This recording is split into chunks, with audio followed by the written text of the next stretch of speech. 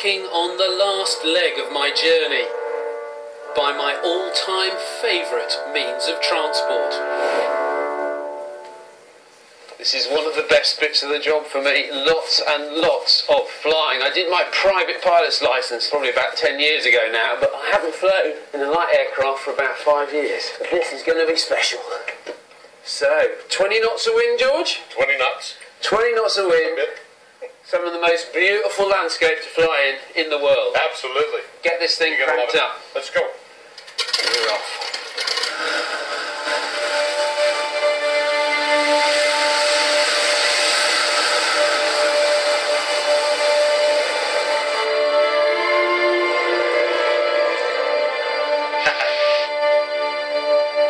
I'm heading 500 miles north to one of the remotest parts of the Pacific Northwest, Washington State's Olympic Peninsula.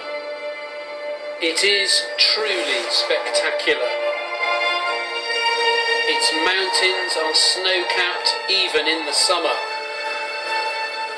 And lower down, its deep temperate rainforests are America's hottest spot for Bigfoot encounters.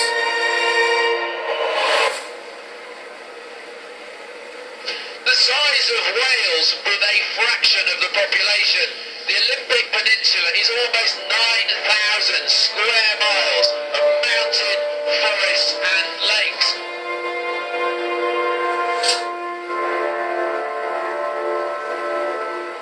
And down there, at the end of Lake Crescent, is the HQ of the Olympic project.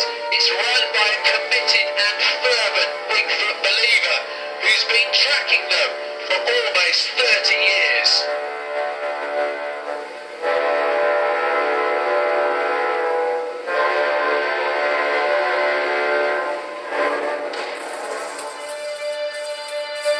For Derek Randall's sample donor to Bryan's project, it all began on a spring day in 1985. What happened to me that day did seriously, literally change the course of my life. Myself and two friends of mine were hiking up in the Olympic National Park. We had gotten a late start that day, so we went about 6.5 miles up trail, a little bit late in the day, and we're losing light, you know.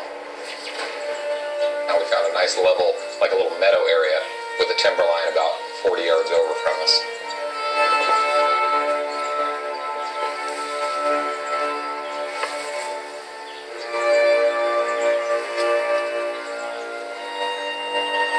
And we hear this crash. And it just kind of all stopped us in our tracks. You know, we're literally in the middle of nowhere. All of a sudden this rock comes arching out of the timber line. And it's not falling off a cliff because we were on top of this finger ridge. There's no cliff there. The rock was thrown.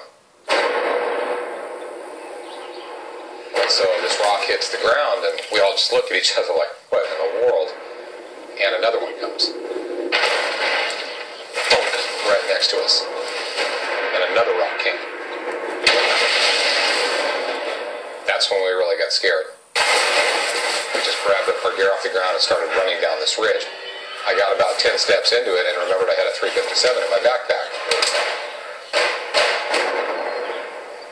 That's the point when I saw it. There's a Sasquatch standing there looking at me. And it just stepped right from myth right into reality. It was terrifying. I would guess somewhere around 8 feet tall. I would guess somewhere probably from 800 to 1,000 pounds. I encounter bears very frequently, and this was not a bear. It was the shape of a human, just very muscled up, very large, and incredibly thick, and just incredibly big, very heavy.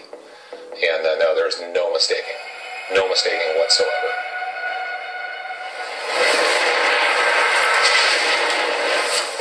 I was freaked out, I was scared, and I ran all the way down that ridge to the trail. You know, I'm not nuts. I know what I saw, and I've seen more than one. There it is. They're real.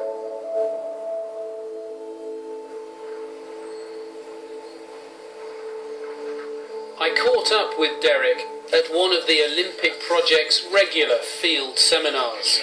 We teach 5 classes of the Survival Project. Today, it's footprint casting. From expert David Ellis, casting his own foot. We're looking for details in the print itself. Derek is convinced that the peninsula is one of the great Sasquatch hotspots of the world, and that we're standing in a corridor that they regularly use. So would you say this is Sasquatch country? Central. Absolutely central, which is why you're here. Yes. So if you hang around here long enough, Yes. you will see one. No.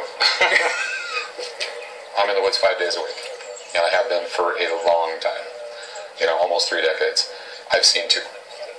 So when you average things out, you take the normal person that goes into the woods on their vacation once or twice a year, they're going to win the lottery before they see a Sasquatch.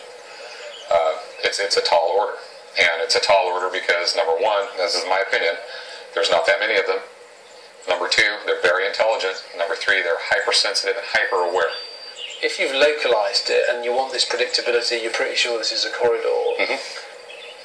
There are going to be a lot of people presumably just say, well, why don't you just stake this corridor out with cameras, thermal imaging, movement detectors, the whole lot? Well, it's all boils down to money. Is it? Yeah, right now we deploy about 56 cameras. These cameras are about $600 a piece. It's great in theory, but until a rich person steps up and says, hey, we're going to give you a couple $1 million, let's stake this area out, that's not even feasible. Even with 56 cameras, you're a complete needle in a haystack. From that haystack, though, Derek has plucked a sample for Bryan that he has a lot of confidence in. It didn't look like bear hair to me. And it came from about this high up in a blackberry bush. And it was in conjunction with a track line. So it's very convincing. I think that there's high probability that it's Bigfoot hair. So you've got high hopes for that? Absolutely, yeah, without a doubt. Sykes is on his game, and I have high hopes. I really do.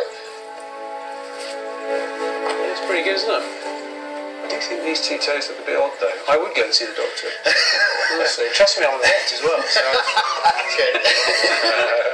Derek is driven, I think, by the need to understand the physically powerful animal he encountered all those years ago.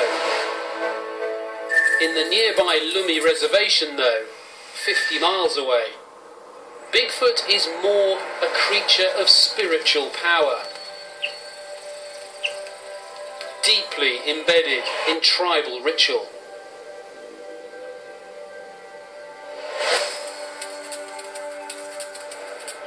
Marcel Kagi of the Lummi tribe is another of Bryan's donors. When he heard a creature howling near his house in 2011, he was convinced it was Sasquatch, and he's heard it several times since. For him, these are experiences packed with symbolism that have had a profound impact on his life. It did change my life 360 degrees. When I had this creature come to my house and scream, it really shook my cultural beliefs. It made me understand who I am. Kind of like a message from Creator. See, money's not for you. This is for you. I just lost my mother from just before that creature came here. So it's almost like a message that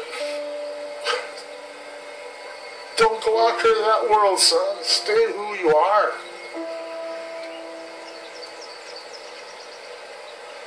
I was shedding my native ways and my teachings, and I was becoming like all the other people out there.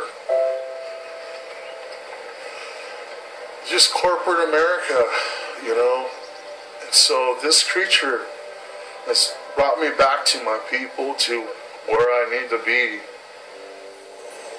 Marcel gave Bryan hairs he found in his garden that he feels sure were from the Bigfoot he had heard.